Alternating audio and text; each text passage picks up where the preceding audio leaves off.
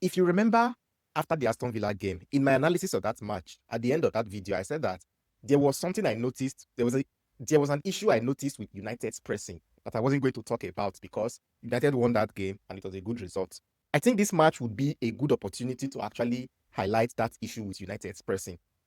Did you notice in this game that for like the first 25 minutes, it looked as if United were on the front foot. They had the upper hand, they had territory. But after that, United seemed to sit back and kind of invited pressure onto themselves. I think before I show any clip, I think it will be easier to understand if I explain what I'm seeing on the tactics board first. Usually, when Bournemouth tries to build up, United would usually go into this 4-4-2 defensive structure. Now, basically, what they like to do with these four midfielders is to sort of put them in a diamond shape so that Menu or Casemiro, one of them will be at the tip of it. Now, this is usually good in the first phase of the build-up, and United wants to press high, wants to press Bournemouth inside Bournemouth's half during that build-up. It's good. A lot of teams press high, but if you want to press high, you must commit to it 100%. But I don't think United commits to that press. Because what usually happens now is that it was Tavernier in the first half. He would usually drop into this space here to receive the ball. Just drop behind that United's line.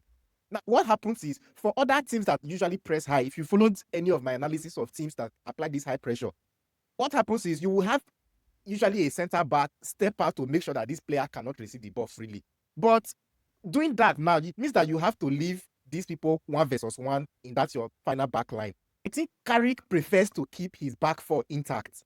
What then happens is that majority of the time, Tavernier is just able to receive the ball here with no pressure at all, and then turn around and they're already on the attack against United. Now, don't get me wrong, Bournemouth did not score from this, but I think that a more disciplined team, a better quality player than Tavernier here would have exploited this gap in United's defense. You now have Casemiro 2v1 with whoever these two midfielders are. Enough of tactics board. Let me show you a few clips from the game to understand what I'm saying.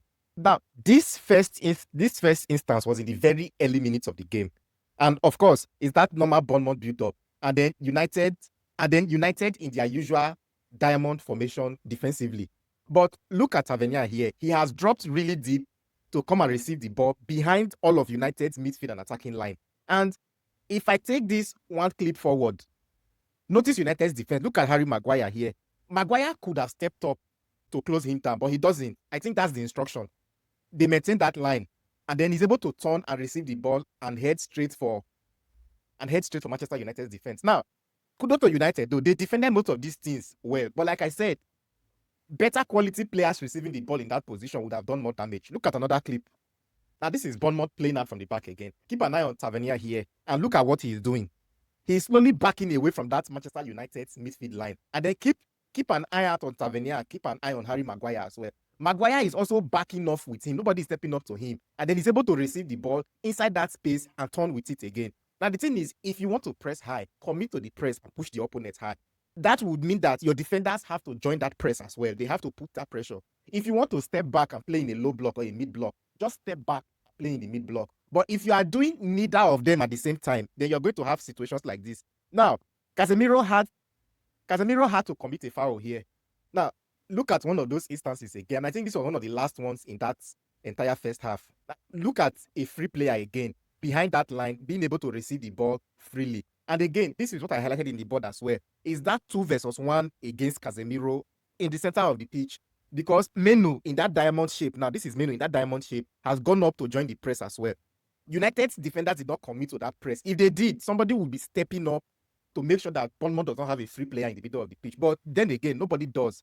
And then that 2v1 happens. And then they're able to play straight at that United's backline. But of course, United still has the 4 players in that backline. The principle is Carrick wants to have an extra man in that defense, which, okay, it might make logical sense from a numerical point of view, but if you're having situations like this where somebody with the ball, a midfielder with the ball, is running at your backline consistently like this, it's a problem. If the roles were reversed and United had this opportunity, where United were having this against Bournemouth, and this was Bruno Fernandes, who was constantly receiving the ball, turning and running at that defense, I assure you, the damage would have been more. Because Bruno Fernandes would have been able to pick better passes here. A player like Kopama, for instance, if he's the one turning and running at your defense, will pick better passes in this situation. Forget your numerical advantage. If one excellent through ball cuts that defense, it doesn't matter if you have 6 against 4. You are done. That's just my observation. Do I think this was a poor pass and then it slowed down the entire attack? But you get my whole drift in this analysis.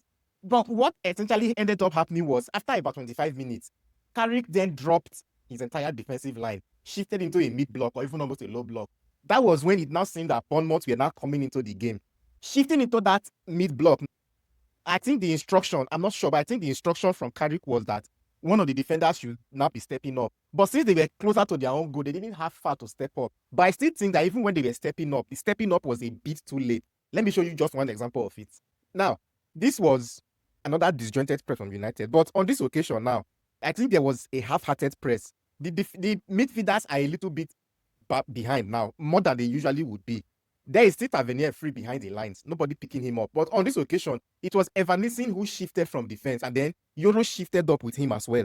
But I think Euro does this a bit too late, a bit too sluggishly, that it still allowed Evanescence to be able to lay the ball off. And then, of course, they were immediately on the counter attack. And then because Euro stepped up, now they now managed to have a 3 versus 3 on this occasion. But Maguire again defended well on this occasion. But I believe in the second half, United played a bit more conservatively. This, though it wasn't very obvious, but this particular thing, it actually cost United because that penalty that they eventually conceded was a result of a situation like this. But let's leave that. I really want to jump to the video to talk about the penalty incidents in this game and what I think was absolute madness from the referee. But just I will drop the video immediately after this one.